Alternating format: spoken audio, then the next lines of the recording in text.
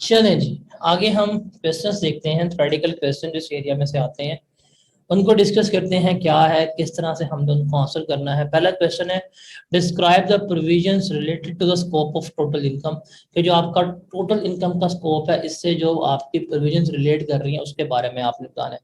अब 10 नंबर का सवाल है, पास्ट पेपर में से है, लेकिन अब इतने मार्क्स की थ्योरी इस चैप्टर में से नहीं आ रही होती, तो इतना बड़ा सवाल तो आपको नहीं आएगा।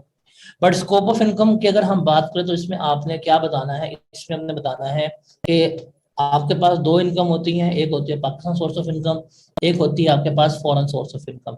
जो पाकिस्तान सोर्स ऑफ इनकम होती है वो हमेशा टैक्सेबल होती है, उसके ऊपर आपने टैक्स पे करना ही करना है। जो फॉरेन सोर्स ऑफ इनकम है उसकी टैक्सेबिलिटी डिपेंड कर रही होती है किसी भी पर्सन के रेजिडेंशियल स्टेटस के ऊपर।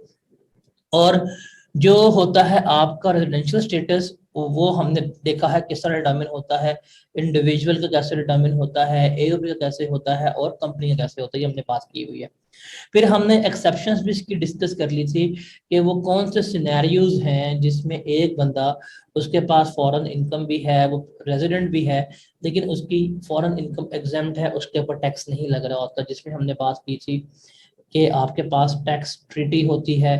आप अगर शॉर्ट टर्म रेजिडेंट हो जाए, या आप रिटर्निंग एक्सपैट्रिएट कंसिडर हो जाए, या आपके पास फॉरेन सोर्स सैलरी हो, तो आपकी ये इनकम एग्जेम्प्ट होती है। तो पूरी कहानी आपने इस सवाल के जवाब में लिख के बतानी है। तो that was the first question.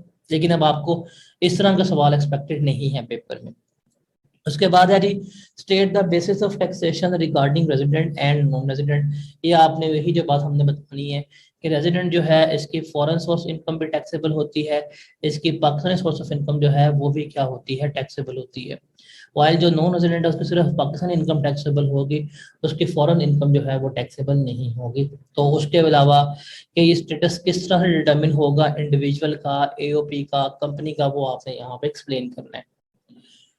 उसके बाद है under what circumstances a resident individual is entitled to claim exemptions from tax on his foreign source salary and when is the foreign tax treated as having been paid. कि foreign source salary के उसके ऊपर कब tax माफ होगा। हमने पढ़ा था कि अगर फॉरेन सोर्स सैलरी अर्न कर रहा है और जिस मुल्क में अर्न कर रहा है वहां पर टैक्स कट गया या पे हो जाएगा या पे कर देगा, तो वो क्या कहलाएगी, उसकी फॉरेन सोर्स सैलरी कहलाएगी। और उस फॉरेन सोर्स सैलरी के ऊपर पाकिस्तान में कोई किसी किस्म का टैक्स नहीं लग रहा होता। और फॉरेन टैक्स को हम कब ट्रीट करेंगे, पे हो गया हुआ है, जब वो एक्चुअली पेड हो जाए, या कलेक्ट कर लिया जाए, या डिडक्ट कर लिया जाए, तो हम क्या करेंगे, उसको ट्रीट करेंगे कि ये हमारा पे हो चुका हुआ है। उसके बाद मिस्टर ए एक पाकिस्तानी सिटीजन है, return to Pakistan in November 2007 after completing his employment contract in UAE.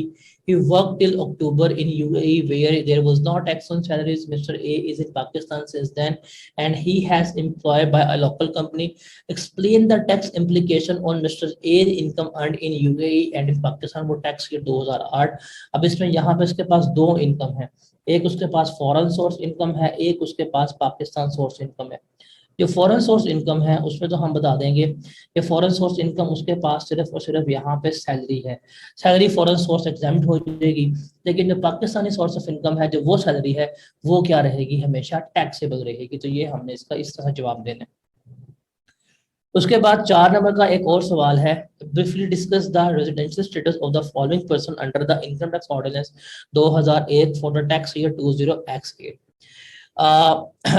पहला है जी, Asif is an employee of Balochistan government. इतना ही सिर्फ मैंने पढ़ना है, मुझे आगे पढ़ने की जरूरत ही नहीं है, बिकॉज जो सरकारी मुलाजमीन हैं वो हमारे हमेशा क्या ट्रीट होते हैं, they always treated as resident. हम उनको क्या ट्रीट करते हैं, हम उनको हमेशा रेजिडेंट ही ट्रीट कर रहे होते हैं। तो गवर्नमेंट एम्प्लॉयज हमेशा क्या रहेंगे, रेजिडेंट रहेंगे। उसके बाद ये messrs Akhtar and Co is a partnership firm doing business of financial consultancy in Pakistan as well as in UAE. The management और control of which its affair is situated partly in UAE and partly in Pakistan. तो जो अगर आपको पता हो, ये messrs Akhtar and Co AOP है, और एओपी का क्राइटेरिया क्या था कि अगर उसका control and management partly Pakistan में हो, पार्टली यहाँ पे मीटिंग वगैरह कर ले, तो वो क्या होती है, कंसीडर्ड रेजिडेंट कंसीडर होती है। क्योंकि ये उस क्राइटेरिया को फुलफिल करती है, तो ये भी क्या कंसीडर होगी, ये भी हमारी एओपी रेजिडेंट कंसीडर हो रही होगी। उसके बाद 8 नंबर का सवाल है, 4 पॉइंट्स हैं, इट मींस हर पॉइंट के 2 मार्क्स हैं मार्क्स सिक्योर करने के लिए। क्वेश्चन है जी, briefly discuss the residential status of the following person for tax year 20x8। अब ये टैक्स ईयर 20x8 का मतलब क्या है कि दैट ईयर वो started on 1 July 20x7 and ended on 30 June 20x8। हम इस 12 महीने के टाइम के लिए क्या कर रहे हैं, बता रहे हैं कि ये लोग रेजिडेंट हैं कि नहीं है। पहला है कि mister Shah has been working as an information analyst in the ministry of foreign affairs on 1 November 2017। He was posted to Pakistani embassy in Canada for 3 years. क्योंकि सरकारी नौकर है तो सरकारी नौकर जो होंगे वो हमारे क्या कंसिडर होंगे, वो हमारे रेजिडेंट ही कंसिडर होंगे। उसके बाद है AS learning centre is a partnership concern providing IT training to professional in Pakistan, UAE and Saudi Arabia up to 31 July 2007। The management and control of its situation of its affairs was situated partly in Pakistan. However, with effect from 1 August 2017, the entire management and control of the affairs of the partnership was shifted to Dubai. अब ये साल शुरू हुआ, इस साल शुरू होने के बाद 1 महीने तक, जुलाई के महीने तक उसका कंट्रोल एंड मैनेजमेंट पाकिस्तान था, उससे ऑनवर्ड्स पाकिस्तान से बाहर मूव हो गया। हमने पढ़ा था क्राइटेरिया कि अगर इसका कंट्रोल एंड मैनेजमेंट एक दिन के लिए भी पाकिस्तान में एग्जिस्ट करता हुआ, हम क्या करेंगे, इसको रेजिडेंट कंसीडर करेंगे। यहाँ पे पूरा 1 महीना वो यहाँ पे रहा है, इस साल तो हम क्या करेंगे, इस साल के लिए इस पार्टनरशिप फर्म को हम रेजिडेंट पार्टनरशिप फर्म कंसीडर कर रहे होंगे।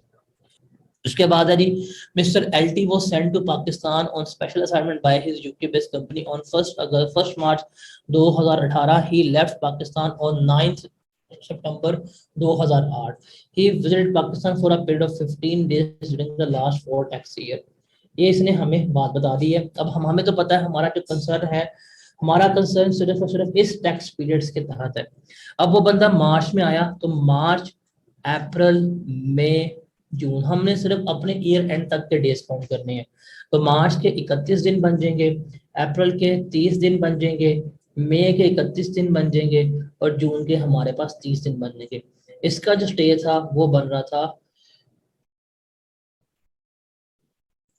122 दिन, which is less than 183 days.